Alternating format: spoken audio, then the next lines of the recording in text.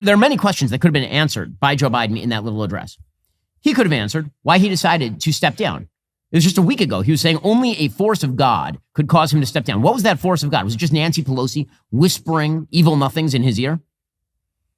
Why exactly should Democratic voters, 14 million of whom voted for him, be deprived of the power of their vote?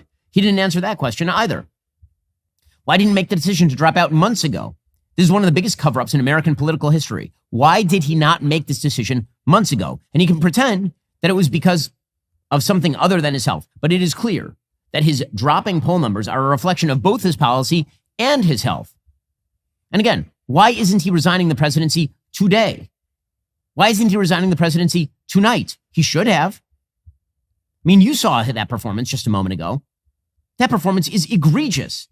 That performance is astonishing. What the hell was that? I have no idea what that speech was supposed to accomplish, other than, I suppose, proof of life. He should have held up a copy of today's newspaper so we could make sure that he actually was alive. Because there was nothing there. Literally nothing. And herein lies the problem for the Democratic Party. That man will be president for the next 6 months, and Kamala Harris will have to answer for him, and she should answer for him. Now, I know that Democrats can count on the media. I know that the headlines tonight are going to be about the rich valedictory of our patriotic hero president, whose greatest heroic act, apparently, was being a terrible president who dropped out of the race. But by that token, we've had many heroic employees here at Daily Wire who have not done their jobs and then have been fired or quit. That's happened before. If the height of valor is quitting a job you are bad at, then I suppose that Joe Biden wins the gold medal here because, frankly, he's the first president since LBJ to do it in 1968. And LBJ had already served a term and a half at that point. But the real question is, why is he not going now? Why is he not going now? So Karine Jean-Pierre, as I mentioned earlier today, she was asked this. She was asked, why is he standing aside? She says, don't worry, it has nothing to do with his health whatsoever. Again, they can't even stop themselves from lying now when it's over, when it's too late. You read the president's statement where he said that it's in the country's best interest for him to step aside. Why is it in the country's best interest for him to step aside? Does it have to do with his health, or it does not have to do? They have nothing to do with his health. Again, the president's going to speak to this directly to the American people tonight in prime time. I know many of you all will be watching it. There's specials going on tonight. He will, I promise you, he will speak to this directly to all of you tonight. I mean, he didn't speak directly to any of that. He didn't speak to why he dropped out. He didn't speak to his health. He didn't speak to any of that. But the answer is perfectly obvious in your face, in your ears, and they're still lying. They can't stop themselves from lying. Somebody needs to ask Kamala Harris every day for the rest of this campaign, why is Joe Biden fit to be the president of the United States today? Not 3 years from now, today. Democrats are dropping money bombs on Kamala Harris. They also dropped a giant money bomb on the economy, which is how you got, 40-year highs in inflation. Saudi Arabia recently ended its 50-year petrodollar deal with the United States. That does have the additional ability to weaken the United States dollar. Since 1974, Saudi has sold oil solely in US dollars, which was huge for our global economic dominance. Well, now they'd like other options. If there's less demand for the US dollar, what exactly happens to its values? It's for reasons like this. I feel it's important to diversify at least some of your savings into gold. You can do that with the help of our friends over at Birch Gold. Right now, qualifying purchases by July 31st are eligible to get a one-of-a-kind, limited edition golden truth bomb. Makes a fancy paperweight.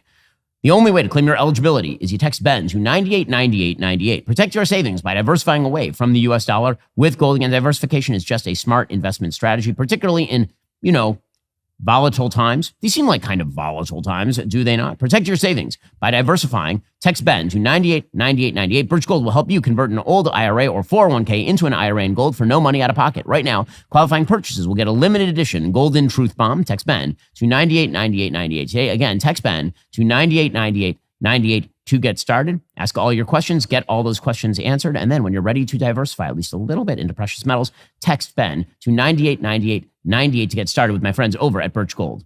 Let her answer that question. If she's such an honest, respectful, honorable, just human being, as Joe Biden just told us, why can't she answer that simple question? Karine Jean-Pierre also says he's not a lame duck president.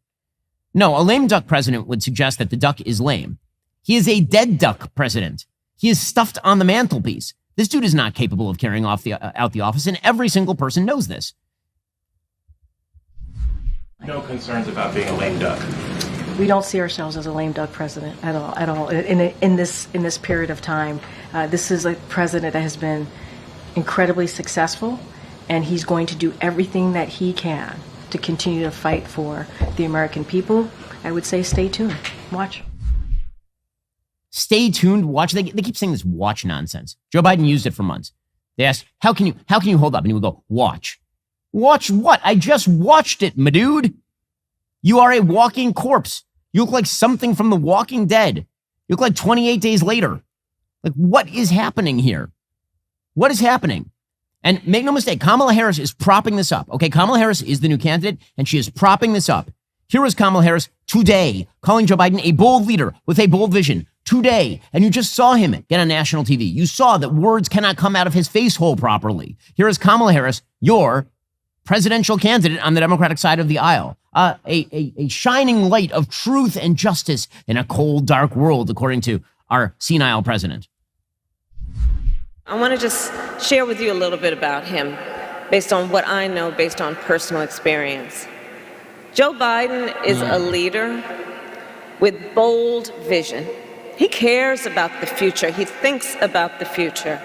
He has extraordinary determination and profound compassion for the people of our country. No, he doesn't. He doesn't have any of those things. He's been in politics since he was 29 years old. He's as corrupt as the day is long. And he won't leave, because if he left now, he'd have to leave in complete disgrace. He's hoping to at least finish out his term. He's desperately hoping that Kamala Harris ends up as president of the United States so he can say he passed the baton. But the reality is he's a bad president, and he answered no questions, and none of those questions have been answered, and the rest of the world is looking, and they are licking their lips at the possibility of another 6 months of this senility, followed by, God forbid, another 4 years at the minimum of Kamala Harris. Are you tired of the lies and the twists of the mainstream media talking points? Yeah, me too. Join me in my newest series, Fact, where I dismantle and bring truth to this tiring mainstream agenda.